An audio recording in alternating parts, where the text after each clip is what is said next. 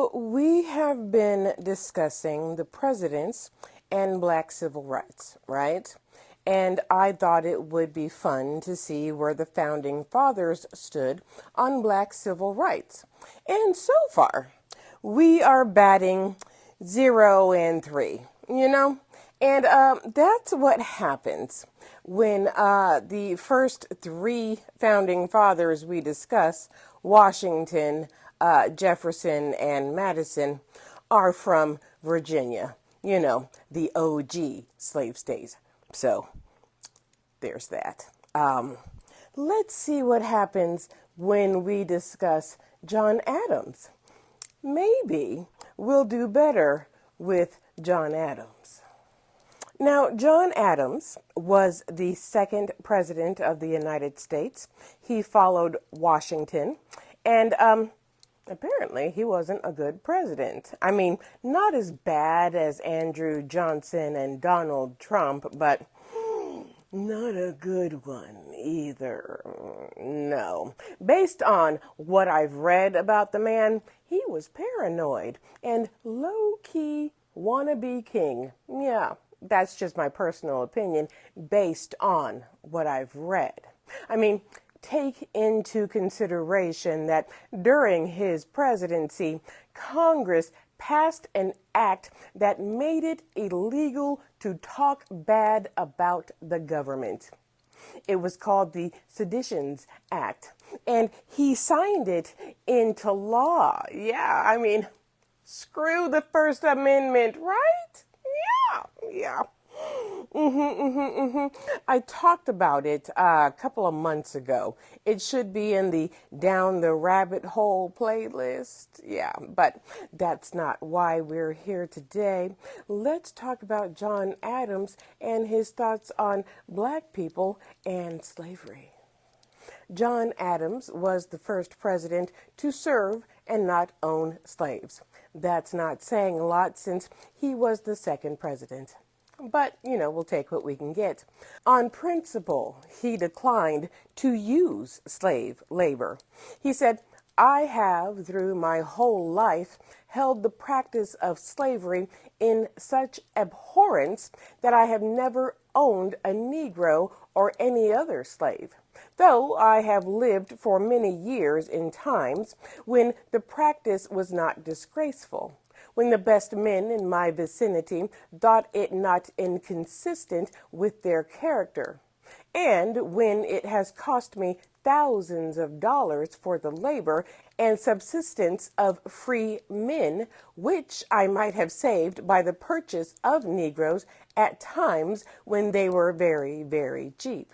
He's saying, slavery is a horrible, horrible thing.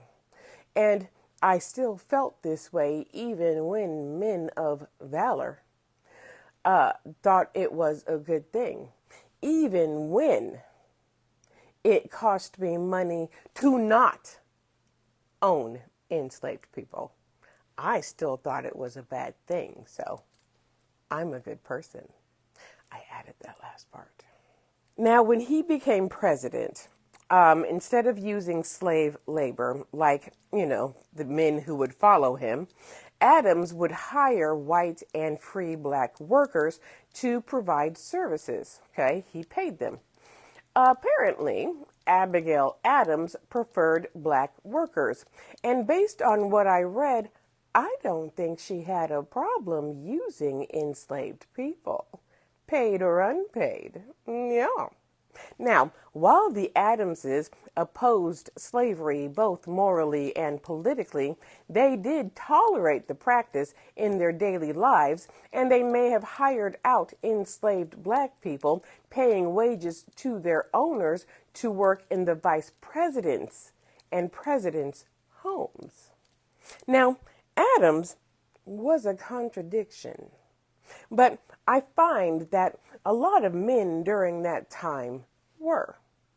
Before the Civil War, like Rutherford B. Hayes, Adams represented enslaved people in their quest for freedom from the Fugitive Slave Act. At the same time, well, relatively, during the same time period. In 1777, Adams spoke out against a bill to emancipate slaves in Massachusetts. He felt that the issue was too divisive and that they should sleep on it. Yes. He was against using black soldiers in the Revolutionary War due to the opposition from Southerners.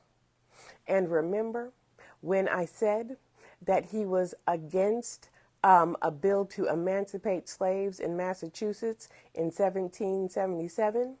Well, in 1780, he would turn around and write into the Massachusetts Constitution the abolishment of slavery because it was forbidden by the implication in the Declaration of Rights. He was a contradiction. But when it came to the abolition of slavery in the South, here is what he wrote. The abolition of slavery must be gradual and accomplished with much caution and circumspection. Violent means and measures would produce greater violations of justice and humanity than the continuance of the practice. There are many other evils in our country which are growing, whereas the practice of slavery is fast diminishing, and it threatens to bring punishment on our land more immediately than the oppression of blacks. I might even add that I have been informed that the condition of the common sort of white people in some of the southern states, particularly Virginia, is more oppressed, degraded, and miserable than that of the Negroes. Yes, free white people, even poor free white people, their lot in life is worse than enslaved black people who are sold, whipped, beaten, violated, lynched. Of course, it's worse than that. But I digress.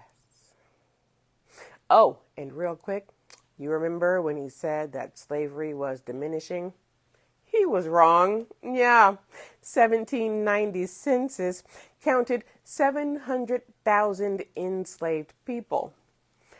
1800 census, the year before Adams wrote the letter, it had almost 900,000 enslaved people. So, like many men of his time, John Adams may not have been for slavery, but he did nothing to end it at all. He really didn't voice a strong will to try to end it. He was gradually ending it is probably our best bet.